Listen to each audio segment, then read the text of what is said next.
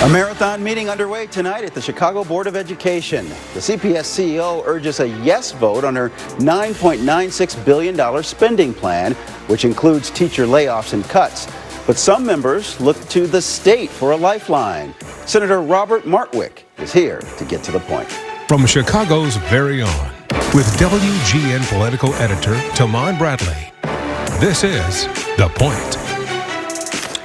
Good evening. High stakes and high drama at the Chicago Board of Education today.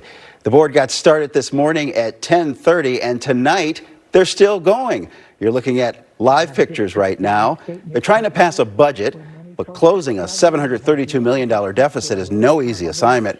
Chicago public school stakeholders have upped the pressure on Springfield, which has increased funding in recent years, but they want more. This week, House Speaker Emanuel Chris Welch promised to lead the push for more state funding during the November veto session. With that in mind, the Chicago Teachers Union allies on the school board pushed an amendment that would assume a funding boost from the state legislature, and that's what they're debating right now. They did so to try to save laid-off staff. The head of the CTU and the Illinois Federation of Teachers, Stacey Davis Gates, was at the meeting earlier today to lobby for the amendment. People say that it's not responsible to assume you're going to get money that lawmakers tried to pass for you in the spring didn't get. Why do you think it's okay to make that assumption? They make the assumption every year, Tahman. Like, the budget is literally built on an assumption that the treasurer's office is going to send the money that property taxpayers have paid into the education of our young people. And that assumption is one of the issues that we are challenged with in this moment, is that those dollars haven't come. So that's an assumption that was made last year. And I think about $500 million of that is still missing. So that's an assumption.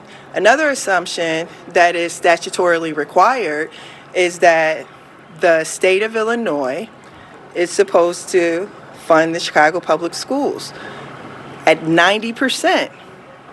That's what the law says. Right now, the governor only is sending 70%. That delta is what we have to assume they're going to take credit for and actually pay, because it is the law. Now, people talk about young people breaking the law downtown, but we haven't talked about how the governor is breaking the law by not giving those young people the resources they need in their school communities.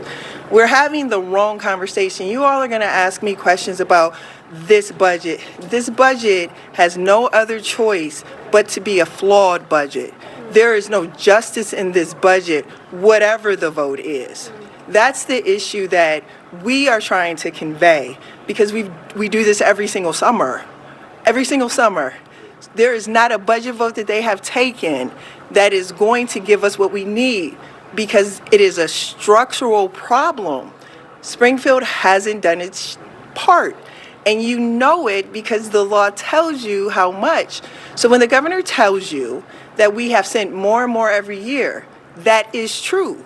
What is also true is that they are still short by 20%, right? So you can both pay on your bill and still have a balance, and he has a balance. So if Speaker Welch is... Also at today's meeting, State Senator Robert Martwick, the Chicago Democrat, agrees Springfield can do more for CPS, and he's here tonight to get to the point. Welcome, Senator. Thanks so much for having me. So you heard it right there. CPS is supposed to be at 90% funding. It's closer to 73%. Is Stacey Davis Gates right?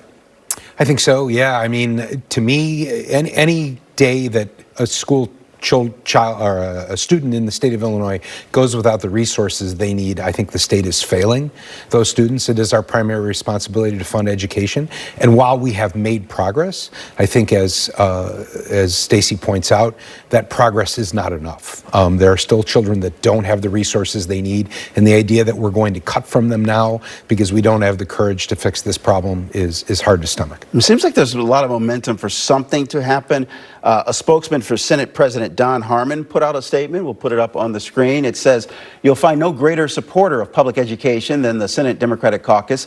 The Senate President looks forward to working with our allies and partners to identify resources." And he shared this with the Illinois Federation of Teachers Executive Board earlier this week. Also, Governor Pritzker keeps saying that he'd like to do more, but there's just no money. Take a listen. We need more funding for schools that are not at appropriate adequacy levels. I mean, I've said that from day one, from before I became governor, and we were much further behind, I might add, before I became governor. When I became governor, I mean, we had schools that were less than 60% of adequacy, and we don't have that. We now have schools that are at 70% and above. So we're making progress.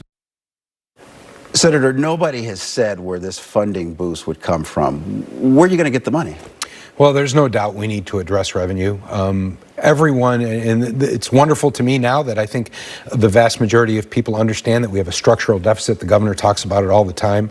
And until we address that structural deficit, we're going to keep running into this problem every 7 to 10 years. We'll coast along, we'll hit a crisis, we'll patch our way through the crisis, we'll coast along for another 7 to 10 years. We need to fix that structural revenue problem, and we need to do that with progressive revenue. I've been a champion of that since the day I joined. So you're talking millionaire's tax?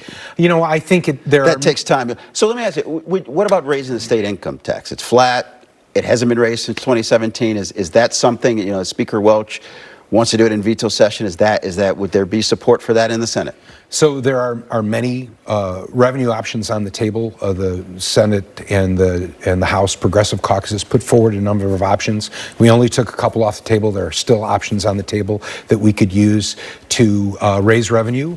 I think that's one of them. I think as long as it's done in a way that they talk about using the flat tax to go up, but increasing personal exemptions to drop the actual effective rate on middle-class taxpayers. I don't think anybody wants to see the middle class get taxed more. What we'd like to do is modernize our collection of revenues so that we keep up inflation, we don't have crises, and we're able to solve our problems like funding education properly. Can you do a funding bailout for CPS without supporting the other districts across the state that aren't at the funding level they're supposed to be? No, and I don't think anyone would. So this would be comprehensive. I think it needs to be. I think as long as there is a student in the state of Illinois that does not have the resources that they are entitled to, we need to get back to the table and get to work to provide that funding, whether that student is in Chicago at the Chicago Public Schools or in some downstate community, rural community that is suffering as well.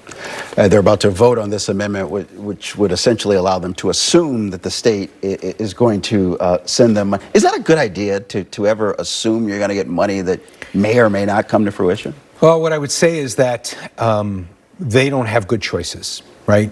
When you are faced with a $700 million budget deficit, you have to make a bad choice. And I'm not really sure if there is much difference, but the idea of, as the parent of 2 CPS students, I personally would rather see, whether it's responsible or not, I would rather see staff in the classroom at the beginning of the year with the hope that we would be able to keep them, as opposed to firing them all at the beginning of the year and then hoping we can bring them back if Springfield acts. Enrollment is down, but the budget has increased by several billion over the last 7 years. What do you say to people who don't understand why folks are advocating for greater funding when there are fewer students? Well, that may be the case, but CPS is such a complicated district, being in the city of Chicago, dealing with a large portion of students who come from economic disadvantages. And what we need to do is we need to invest in these schools, bring down the class sizes, which is a problem we're talking about. Someone today testified about a class with 45 students in it. That is unacceptable.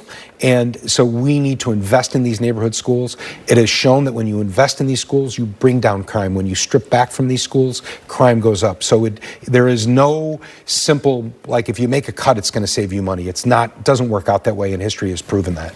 Different chamber, do you think that Speaker Welch is the right person to be leading this funding push, given the controversy over how he's handled harassment claims? You worry people will think that he's just basically trying to change the subject. It is a different chamber. I don't want to speak to the controversies that they're having in there, but what I would say is that he is their leader. It's the leader that the members of the House chose to be their leader.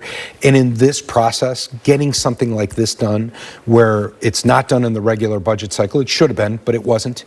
If we're going to go back and veto and we're going to get something done, we need the 3 leaders to lead the way. We need the Senate President, the Speaker of the House and the Governor to lead the way for additional funding for our schools so that our students can get what they need. What's your sense of what Governor Pritzker might do in this moment? I mean, he can say that he has boosted funding, no doubt, but he also is making the point, where's this money? Yeah, throughout the spring session, I saw the governor vociferously advocate for raising revenue, relieving tax burden on middle-class families, and asking the people who've been successful in our business community to step up and share in the burden of solving our problems. So he seems committed to those progressive revenue ideas. I look forward to working with him and his team to get those done in veto. Now, I got about 15 seconds. Brandon Johnson's lobbying and push for all of this, has it been effective? I think every voice needs to be at the table. It was something I made today at CPS. I need the CPS board. I need the parents of students. I need people who are taxpayers to come and advocate for this revenue so we can fix the system, provide good educational opportunities for our children, and relieve our tax burden. State Senator Robert Martwick, thank you very much. Thanks so much for having me. We're back in 60 seconds.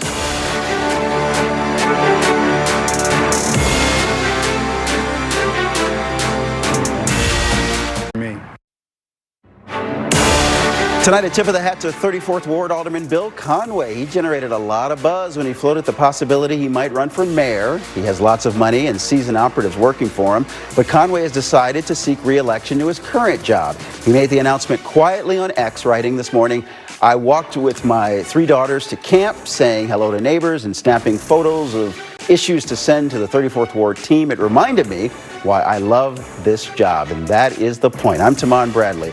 Tune into the news at 9 o'clock to find out what CPS does. Good night.